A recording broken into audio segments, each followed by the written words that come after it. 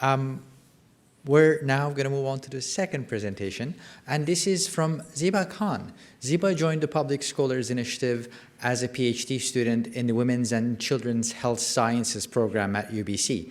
She, like Alexa before her, is a health equity stream scholar as well.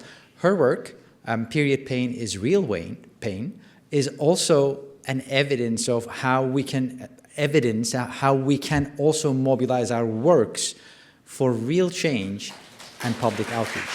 Zeba.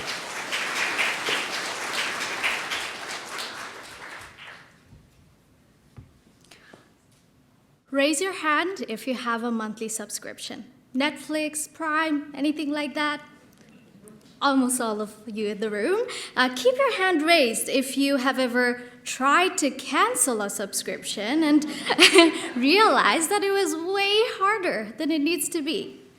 So today I want to talk to you about another type of subscription, something that 1 in 6 people with periods are automatically signed up for without a choice and without the option to cancel. And that is period pain. For many, period pain significantly disrupts their daily life, making it difficult to participate in sports, everyday activities, and in some cases miss school and work entirely. And period pain is more than just cramps in the lower abdomen. I know you can't really see that, but those are all the symptoms that are associated with period pain. And some of them are headache, fatigue, nausea, and so much more. In some cases, period pain can also indicate serious underlying conditions, such as endometriosis, where uterus-like muscle cells grow outside the uterus. Period pain is also most common and most intense during adolescence. And we know adolescence is a time when it is critical for developing socially, academically, and physically. So when period pain prevents young people from participating fully in their daily lives, it can have lasting consequences on their education, overall well-being, and opportunities. The good news is that there are options to manage period pain, from over-the-counter medications to wearable devices that gently zap away those cramps. The tools exist. So why are young people still held back by something that could be managed? One major barrier is access to reliable information. When information about period pain is not accessible, people with fewer resources, different language abilities, and just limited access to healthcare providers face a real disadvantage. So that means that information and knowledge about period pain can directly impact someone's ability to manage that pain, and in some cases recognize if a medical assessment is needed. We created the Period Pain is Real Pain project to address this information gap. We invited 8 youth partners from across Canada to come together and co-design a website and a social media campaign to share information about period pain. This website has a list of self-management options for period pain that is described using the language that young people prefer to use. It also has a short quiz. It's kind of like those BuzzFeed-style quizzes we used to take. I used to take a lot of those. And instead, this one gives you a period pain score of 0 to 5. Here, a score of 4 or 5 means that your period pain significantly disrupts your daily life and is a sign that maybe you should consider speaking to a healthcare provider. After taking the quiz, if you decide that you want to speak to a healthcare provider, you can take a screenshot of the results section and use that to guide a conversation. For the longest time, people have been told that period pain is normal. It's part of growing up and something you just gotta deal with. This website challenges that message. It tells young people that severe period pain that disrupts everyday life is not normal, and that period pain is real pain. Oh, what did I do? All right.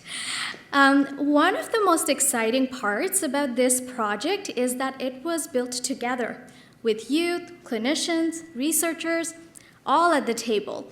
And I want to emphasize this. Youth weren't just consultants. They were our partners in this process. From the start, young people helped us define the problem. They helped us describe period pain in their own words. They helped us identify the key messages that needed to be shared.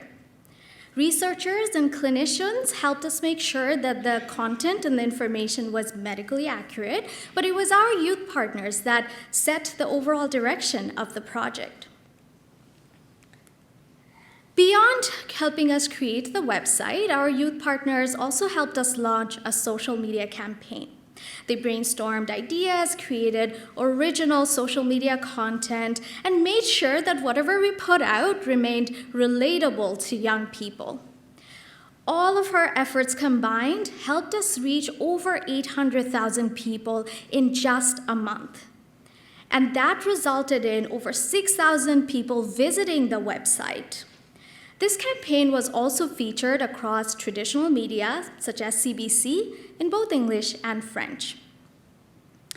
During this campaign period, we realized that 70% of the people that took the period pain quiz scored 3 or higher. So these are people that are experiencing moderate to severe period pain. And would most likely benefit from having access to period pain resources. So this tells us that the campaign that we ran was successful in reaching the audience that the website was designed for.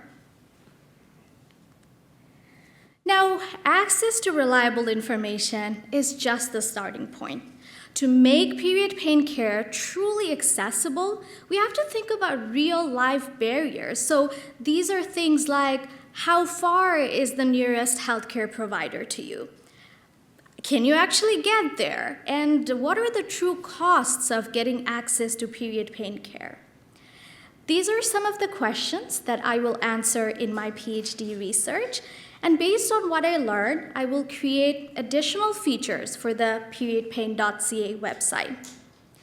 My goal is to turn this website into a comprehensive tool that young people can use to navigate real-world barriers and gain better access to period pain care.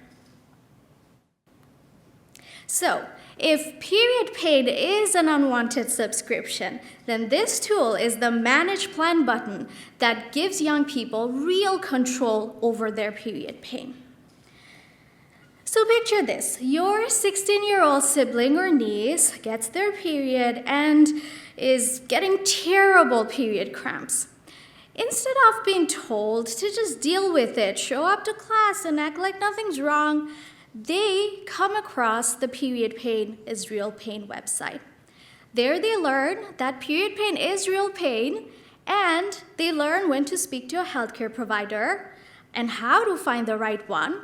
They learn about self-care management strategies, they can try it on their own, and much more. So today I invite you to imagine a world where everyone with period pain has access to the care that they need when they need it. I want to live in a world where young people are not held back by a subscription they never asked for. And I invite you to join me in helping create that change and making period pain care accessible for all. Thank you.